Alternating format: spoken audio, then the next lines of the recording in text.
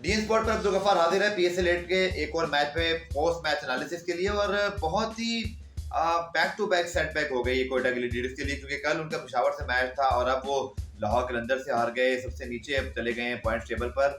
और अब यहाँ से उनका उठना आसान नहीं होगा। हसरंगा नहीं आए और आज क्लियरली नजर आ रहा था कि कोयटा इस सदमे से नहीं निकला और बॉलिंग में बहुत ज्यादा एक बूस्ट मिल सकता था। लेकिन आपको पता है कि बहरहाल हसरंगा, ये लास्ट टाइम भी हुआ था, मुझे याद है, एक अफगानिस्तान के प्लेयर नहीं आए थे और इस बार भी कोयटा को वही सूरत फेस करना पड़ी, जो यकीन तौर पर उनके साथ एक ज्यादती भी है, क्योंकि एक प्लेयर कमिट कर ले और फिर वो ना आए। क्योंकि होता ही है कि फिर आप दूसरे पिक्स भी नहीं कर पाते जो उस वक्त आपको अवेलेबल होती है, यानी कि 6 दुनिया के टॉप प्लेयर अवेलेबल हैं, आपने हसरंगा को पिक किया, बाकी टीमों ने फिर 4-5 कर लिए, बचा कोई नहीं। अब आपको सेकंड थर्ड ईयर में से कुछ जो है वो प्लेयर निकाल उठाना पड़ेगा।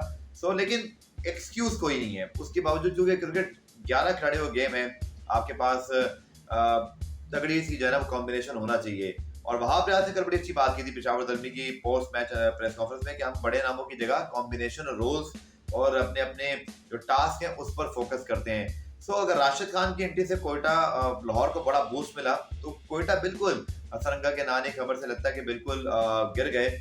और 198 भी बहुत बड़ा टोटल हो गया, क्योंकि लाहौर की बॉलिंग को देखते वो भी जब अब राशिद खान आ गए और फिर शाहीन, हारिस, जमान खान, जयवीर वीजा, देन सिकंदर रजा, इस टीम के खिलाफ 198 तो करने के लिए आपको बहुत बड़ी इनिंग चाहिए। जैसे बाबर 100 कर दें, शर्जील 100 कर दें, या जैसन रॉय कोई 100 मारे, तभी वो मुमकिन है मैंने कोई आउट ऑफ स्किन खेल जाए, वरना इस तरह की बॉलिंग को 198 आप 199 चेस करिए बड़ा मुश्किल है। आई थिंक कोयटा को ये दोनों में से कोई एक मैच जरूर जीतना चाहिए था, अब उनके लिए बहुत मुश्किलात हैं। और अगर आप कॉम्बिनेशन की बात करें, लग ऐसे रहा है कि जैसे आज देखिए ना, सरफराज आज बैटिंग करने बिल्कुल नीचे आए और हफीज जब खेल रहे थे तो हालांकि आज बुरा नहीं खेले, लेकिन क्या हफीज अब एक लॉन्ग टर्म ऑप्शन है? उमर अकमल चालक नंबर 3 पे थे, वो कहाँ चले गए? कोयटा के लिए स्टार्ट अच्छा नहीं हो सका सीजन का, और कोयटा वहीं स्टैंड करती अब दिखाई दे रही है। वो पीएसएल 6 और 7 में थे और अच्छी अलामत इस बार भी उनके लिए नहीं है। गो के अगर मुझे लगता है Quetta has to bring Will Smith somehow, किसी की जगह कुछ भी करके उनको लेकर आए और अपने किसी एक शोबे को बहुत मजबूत कर लें।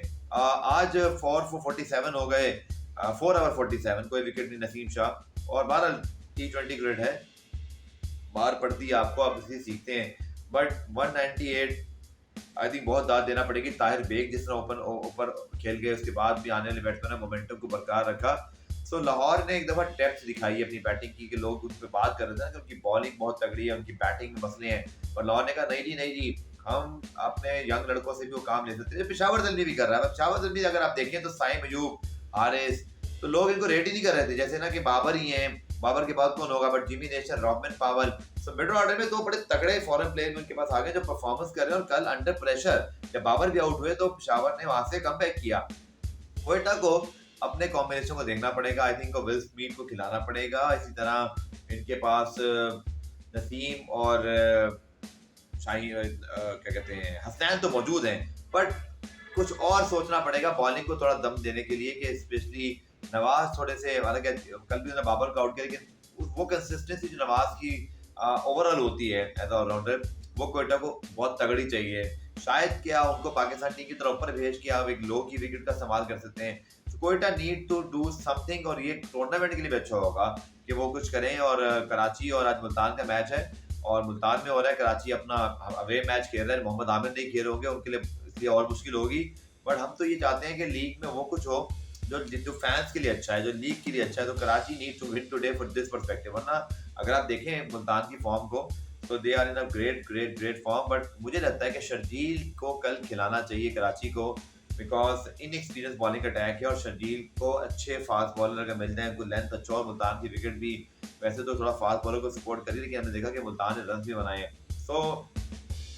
अगर अगर कल मुल्तान जीत जाता है तो फिर कराची और कोयटा ऑलमोस्ट इस सिचुएशन में आ जाएंगे जहाँ वो पिछले साल थे। और कोयटा के लिए मुझे अलामत जो है वो ठीक दिखाई नहीं दे रही। बस लॉन्ग वे टू हुआ भी 6 मैचेस बाकी हैं, और तब बाकी टीमों की 6 और 7 मैचेस बाकी हैं, तो अभी इतना अर्ली प्रेडिक्ट हम कुछ नहीं कर सकते। बट प्रॉब्लम कोयटा की वैसी नजर आ रही है जो पिछले सीजन में थी।